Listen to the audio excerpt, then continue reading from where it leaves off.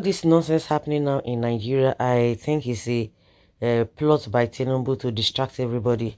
Everybody just be talking nonsense to set confusion, to cause confusion, and that is exactly what is happening because I don't trust them. This issue of relocation or not relocation is what everybody is talking about. Whether it's going to divide Nigeria, you know, in return, I don't even understand. Everybody is talking, okay, if you want to do this, if you want to do this, then you have to do that, because what is good for the goose is also good for the gander. Edwin Clark, one of the elder statesmen in Niger Delta, South, he has come out again to wear his own opinion, and now he's saying a different thing altogether. Edwin Clark says the Nnpc headquarters, yes, ought to be close to Portharcourt, but people who feel they own Nigeria put it elsewhere, because you can argue it here and there. Because if we want to look at it that all those parastatals or those departments were in Lagos before, why were they in Lagos? Why were they not in Edo State? Why were they not in Abia State? Yes, because Lagos was the federal capital. And if it was moved, if we want to tell ourselves the truth, if we have to move all of those things, then it has to be in the federal capital. Where is the federal capital? It's Abuja. And that is the reason why you hear people say, oh, it is not only the CBN and the airport that they are planning to move. They are trying to even remove the FCC from Abuja, because that is how it will start.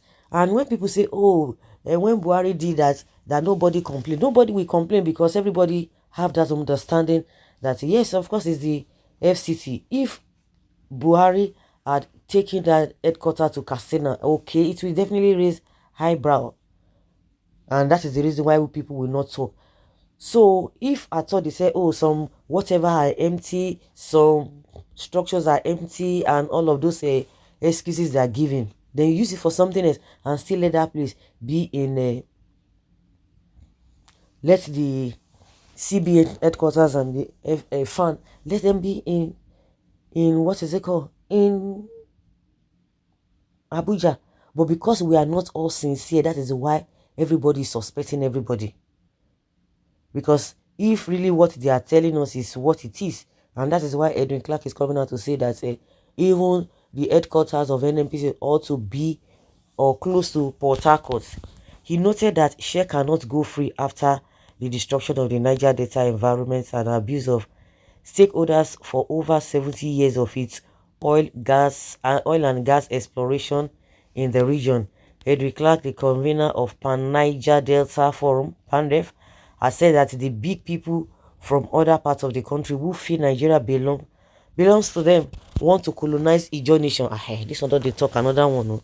You have a Biafra nation, we have Ijaw nation, we have a Yoruba nation. Ijaw nation in Niger Delta and feed fat on its vast oil reserves.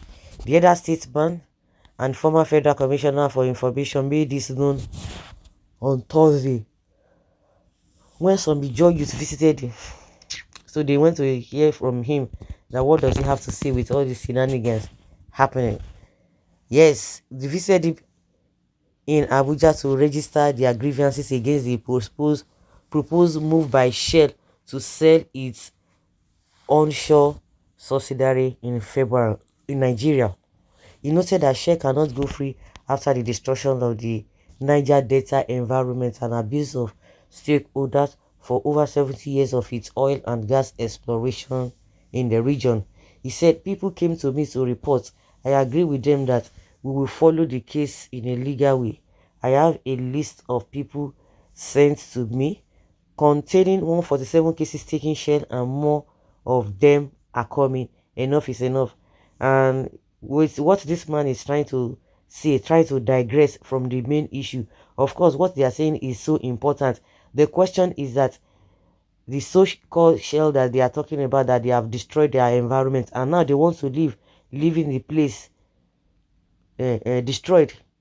Go and ask the Shell how much they must have spent and given to the people who call themselves even elders or the leaders in that zone just for them to be able to cushion the effects of their own operation in that area. Some people, they have colobi the money. Oh. Now that Edwin Clark is talking, because those people, when you ask them, they will have something to say. The elders in that place, they've colobi it. We know the fight then when they say, oh, some people have gathered themselves to be leaders, speaking on behalf of the people. They will collect money from all those companies and they will not deliver the money. And a lot of them were dealt with then. And I'm sure it's still happening. That you can't come out and tell us that, oh, Shell destroyed your area, and you can't tell me that they have not done anything or one or two things. That some people, just like we are experiencing in Nigeria, the dividends of democracy that they usually talk about, some people, just very tiny fraction of people are the ones benefiting from it. Yes, he said we can no longer tolerate it. If you go Bagada today, Chevron has an estate there. There are workers who work in Niger Delta but do not pay their tax to Niger Delta because they live in Lagos. Could you imagine a situation where Nnpc, which was established in 1977 to look after the oil industry, one would have expected that the capital could be in the Niger Delta, hopefully in Portharcourt. No, those who feel that they own this country put it where they want.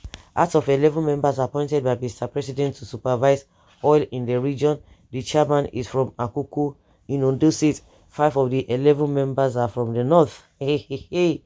The only 2 executive directors are also from the north. Southeast has 1.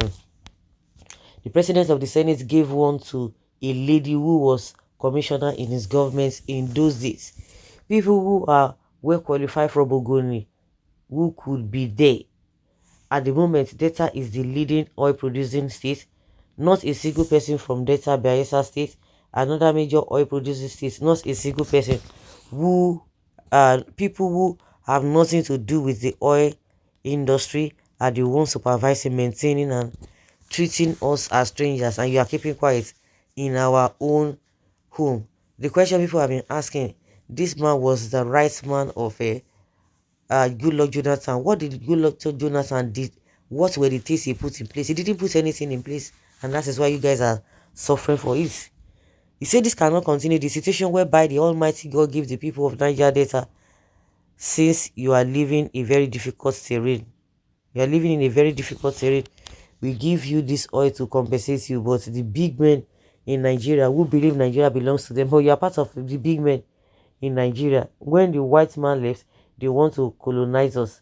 It's unfair, oppressive, unjust, and unacceptable. He added, yes, the Renaissance Africa Energy had reached an agreement with Shell to acquire its entire shareholding in SPDC.